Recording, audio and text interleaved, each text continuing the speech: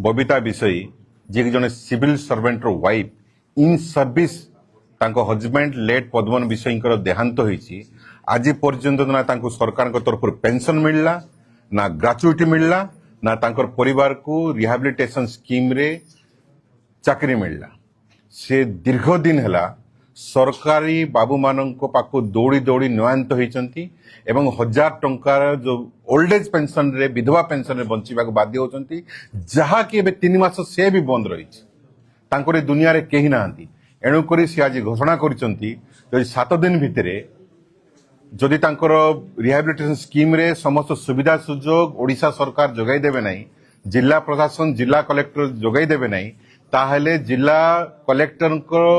बासगृह सम्मुख रे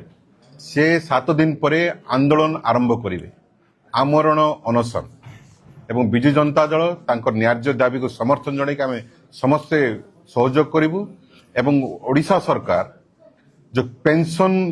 देवा ना रे नाटक करचंती एवं नुआ पेंशन टार्गेट पेंशन को बंद करिसंती ताको आमे कदापि बरदास्त करिवु नाही।